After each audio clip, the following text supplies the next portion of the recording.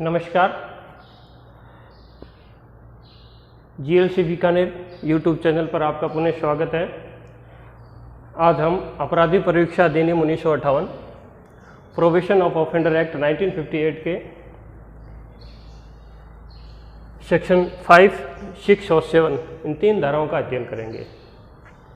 Students, पिछले video में हमने सेक्शन 4 किन अपराधों को जो अपराधी है उनको परीक्षा पर छोड़ा जा सकता है उनका अध्ययन किया था, और सेक्शन 4 से रिलेटेड प्रोबेशन के जो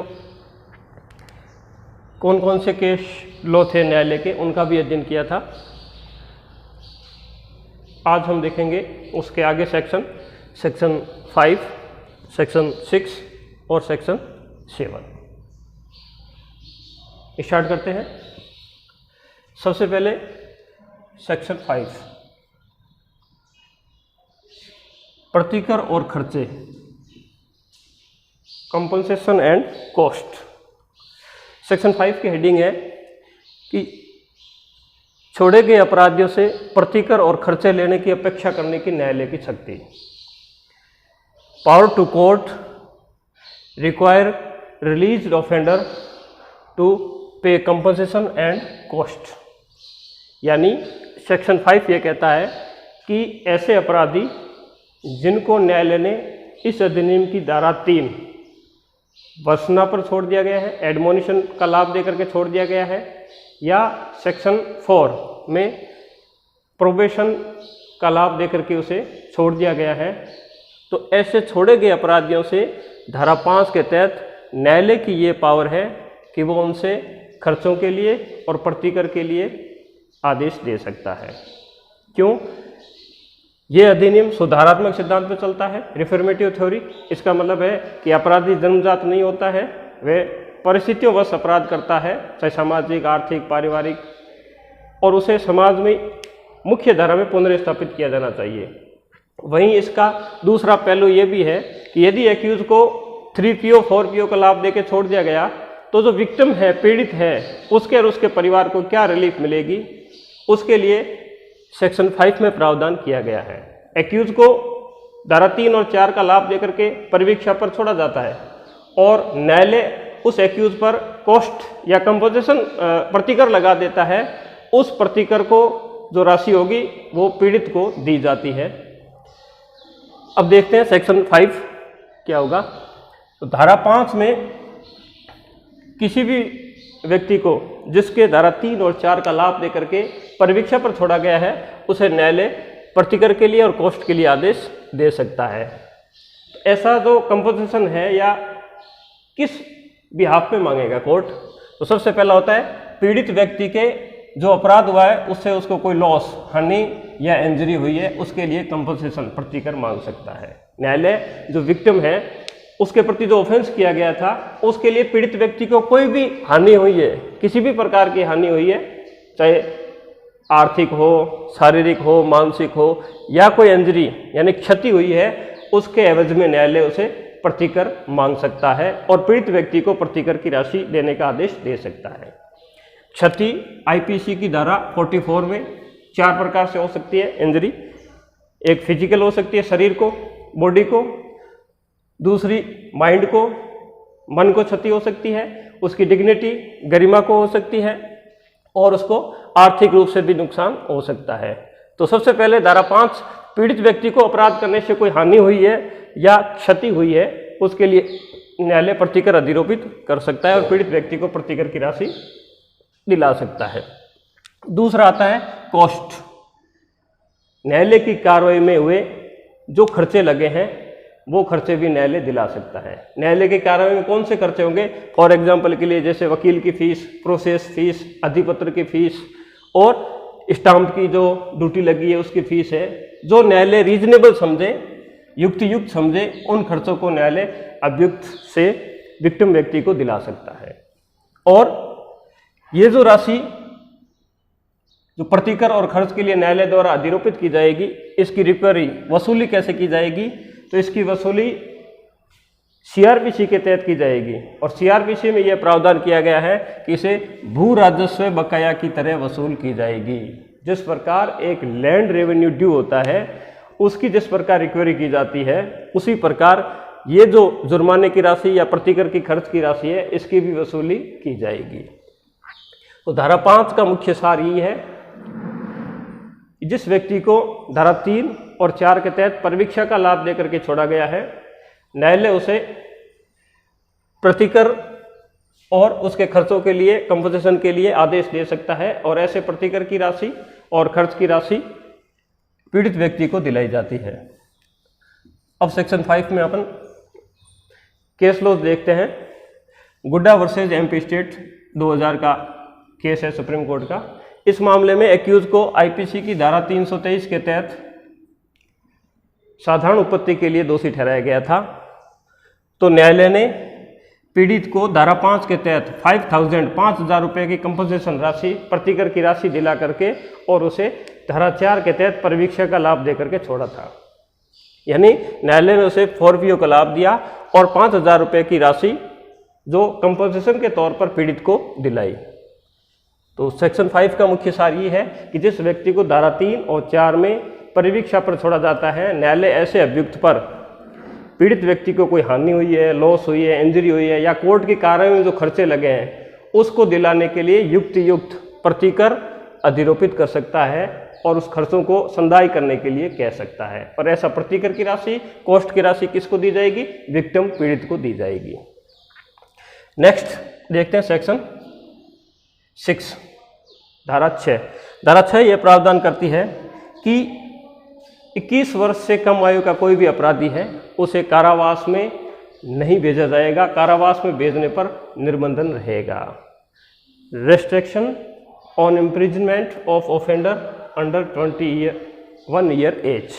यानी ऐसा कोई एक्यूज है जिसकी आयु 21 ईयर से बिलो है, अंडर 21 ईयर है, तो उसे कारावास में नहीं भेजा जाएगा।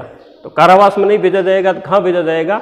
तो जुवेनाइल जस्टिस एक्ट 2015 में उसे सुधार गृह में, बाल सुधार गृह में भेजा जाएगा ताकि वो समाज की मुख्य धारा में पुनर्स्थापित हो सके। तो धारा 6 ये प्रावधान करती है कि यदि एक्यूज की आयु 21 वर्ष से कम है तो उसे जेल में नहीं भेजा जाएगा। तो धारा 6 की जो रिक्वायरमेंट शर्तें पूरी करने के लिए न्यायालय किन व्यक्तियों के लिए 21 वर्ष से जो कम आयु के उनको जेल में नहीं भेजेगा, इसके लिए निम्नलिखित शर्तें पूरी होनी चाहिए। कौन कौन सी शर्तें हैं?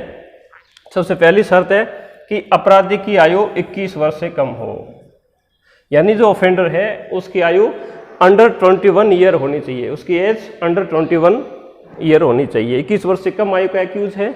दूसरा, उस एक्यूज ने मृत्यु और आजीवन कारावास से दंडनीय अपराध नहीं किया हो, यानी जो एक्यूज है उसने मृत्युदंड से दंडनीय या आजीवन कारावास से दंडनीय अपराध नहीं किया है। अगर उसने मृत्युदंड से दंडनीय और आजीवन कारावास से दंडनीय अपराध किया है तो उसे कारावास में भेजा जा सकता है।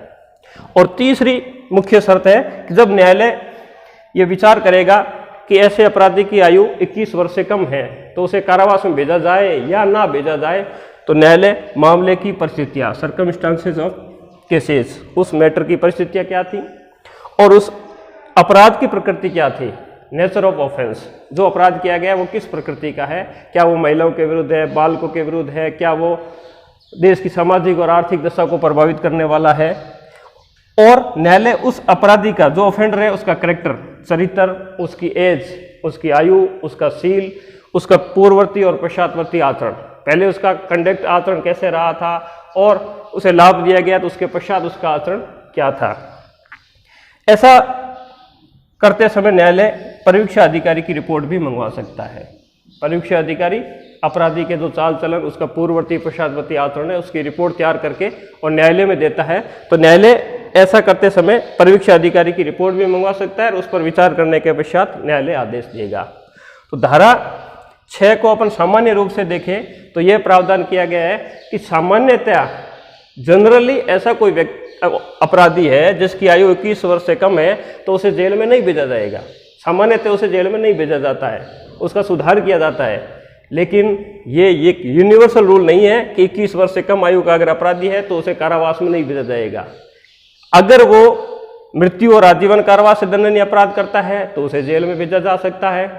दूसरा, न्यायालय का विवेक है कि वो मामले की परिस्थितियां अपराधी का चरित्र, अपराध की प्रकृति, उसकी आयु, शील, पूर्ववर्ती पश्चातवर्ती आचरण, इन पर विचार करने के पश्चात कारण अभिलिखित करके यदि उसकी आयु 21 वर्ष से कम है तो भी उसे कारावास में भेज सकता है।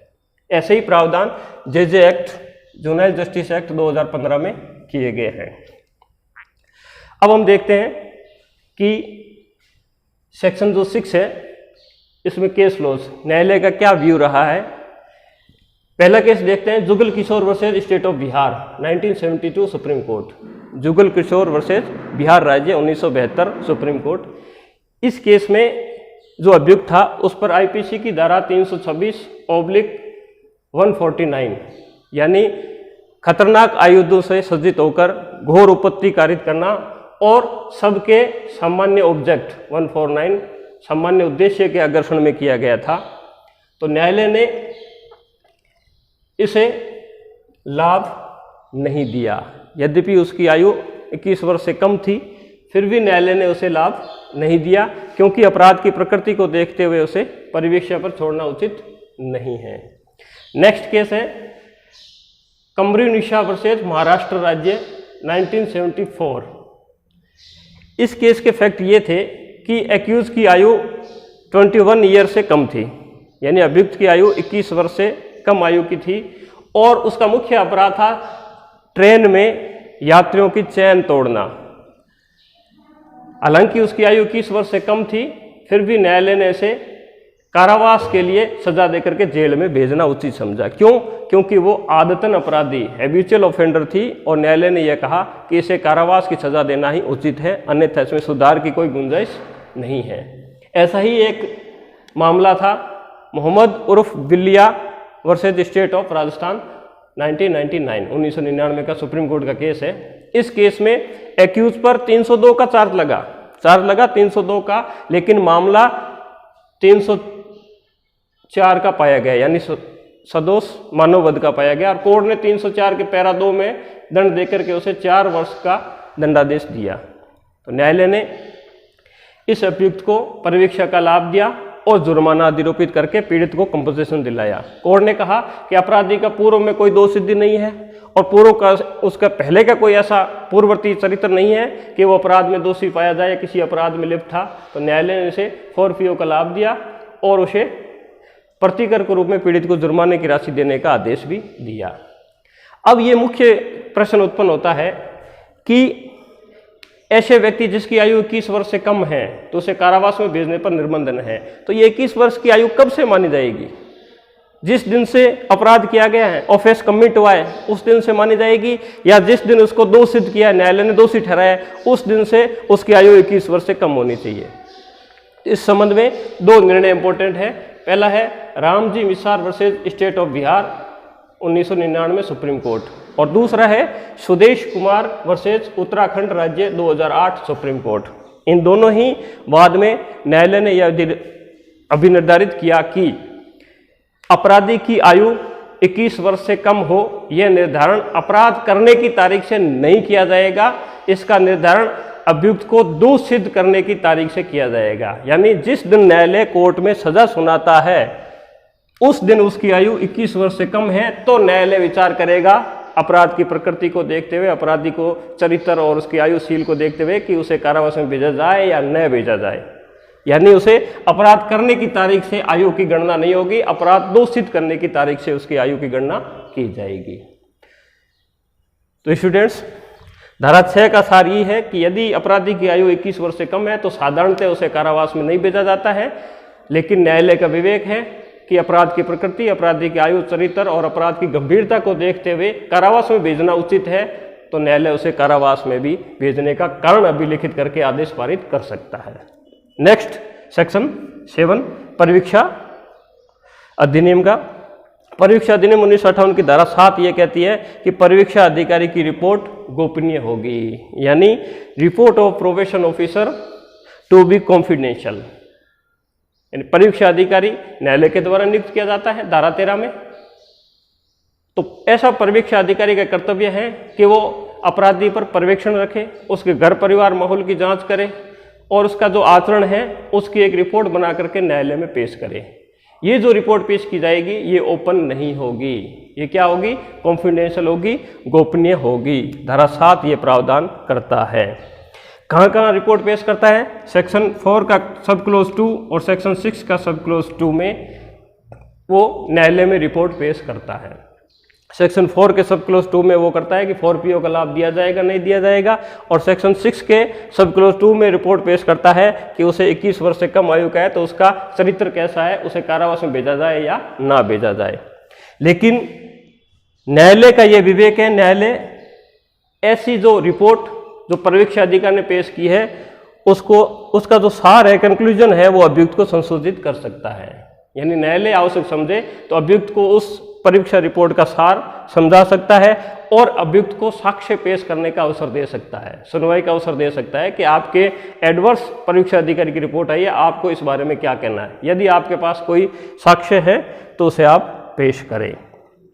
ये जो परीक्षा अधिकारी की रिपोर्ट होती है इसको प्री सेंटेंस रिपोर्ट यानी दोषसिद्धि से पूर्व की रिपोर्ट कहा जाता है। प्री सेंटेंस रिपोर्ट का मतलब है धारा 4 में न्यायालय जब दोषी ठहराता है या धारा 3 में जब भर्त्सना का लाभ देता है तो न्यायालय इस निष्कर्ष पर पहुंचता है कि अपराधी दोषी तो है, लेकिन वो परीक्षा अधिकारी की रिपोर्ट पर विचार करता है, तो सजा सुनाने से पहले की स्थिति होगी। दूसरी सिचुएशन ये भी हो सकती है कि न्यायालय के द्वारा जो 4PO 3PO का लाभ दे दिया गया है और उसके बाद उस पर निगरानी करने के लिए, पर्यवेक्षण करने के लिए परीक्षा अधिकारी को नियुक्त किया जाता है, तो ऐसी रिपोर्ट क्या होगी, गोपनीय होगी। अब ये प्रश्न उत्पन्न होता है कि क्या परीक्षा अधिकारी जो न्यायालय में रिपोर्ट पेश करता है, कोर्ट ऐसी रिपोर्ट पर कार्य करने के लिए बाउंड है? बाध्य नहीं है। न्यायालय का विवेक है कि वे इस रिपोर्ट पर कार्य करे या ना करे, न्यायालय ऐसी रिपोर्ट पर कार्य करने के लिए बाध्य नहीं है। 2-3 केस लो दे सकते हैं। पहला केस है केंद्रीय आबकारी सहायक कलेक्टर बनाम वासिम लाल चांदमल 1972। केंद्रीय आबकारी सहायक कलेक्टर बनाम वसीम लाल चांदमल 1972 सुप्रीम कोर्ट। इस केस में न्यायालय ने निर्धारित किया कि परीक्षा अधिकारी की रिपोर्ट पर विचार करने हेतु न्यायालय बाध्य नहीं है। न्यायालय एक साक्ष्य के तौर पर, सबूत के तौर पर उस पर विचार कर सकता है। अपराधी के चरित्र, चाल चलन, पूर्ववर्ती दशा पर विचार करने के लिए न्यायालय अपनी रिपोर्ट को कंसिडर कर सकता है, लेकिन परीक्षा अधिकारी के द्वारा दी गई रिपोर्ट के आधार पर न्यायालय कार्य करने के लिए बाध्य नहीं है। न्यायालय उचित समझता है तो उसे लाभ दे सकता है परीक्षा का, अन्यथा नहीं। एक केस आया था अब्दुल कयूम वर्सेज बिहार राज्य 1972। Abdul Qayyum versus state of Bihar 1972। इसमें एक्यूज की आयु 16 वर्ष थी और वो आदतन पॉकेट मार यानी जेब कतरा था। आदतन रेलवे स्टेशन पर, बस स्टैंड पर जेब कतरा था और परीक्षा अधिकारी की ये रिपोर्ट थी कि उसने मामूली 50 रुपये के लिए जेब पॉकेट मारी थी और इसीलिए उसे परीक्षा का लाभ देकर के छोड़ा जाए। यानी प्रोबेशनरी जो ऑफिसर था उसकी रिपोर्ट तो अपराधी के पक्ष में थी, लेकिन न्यायालय ने उस रिपोर्ट को स्वीकार करने से इनकार कर दिया और एक्यूज को 4PO का लाभ न देकर के उसे सजा सुनाई। क्यों? क्योंकि वो हैबिचुअल ऑफेंडर है, आदतन अपराधी है, उसमें सुधार नहीं हो सकता, अतः उसे कारावास में भेजना ही उचित समझा। यदि वो उसकी आयु 16 वर्ष से कम है तो जे एक्ट लागू होगा, तो सुधार गृह में और में भेजा जाएगा। तो धारा 7 का मुख्य सार ये है कि जो परीक्षा अधिकारी न्यायालय में रिपोर्ट देता है वो गोपनीय होती है, सार्वजनिक नहीं होती है, और न्यायालय ऐसी रिपोर्ट पर कार्य करने तो बाध्य नहीं है। न्यायालय ऐसी रिपोर्ट को माने या ना माने ये कोर्ट का विवेक है। तो स्टूडेंट्स, आज के इस लेक्चर में 3 धाराओं का अध्ययन किया और एक आपसे गुजारिश है कि यदि आपको वीडियो ये आपके लिए उपयोगी हो तो इसके लाइक और शेयर करें और हमारे महाविद्यालय के चैनल को सब्सक्राइब करें। ये चैनल कोई पर्सनल चैनल है नहीं कि इसमें कुछ अर्निंग होगी। ये सरकार के आदेशों के अनुसार, निर्देशालय के आदेशों के अनुसार बनाया गया है। आप अगर इसको लाइक, शेयर और सब्सक्राइब करोगे तो किसी अन्य स्टूडेंट का फायदा होगा। धन्यवाद।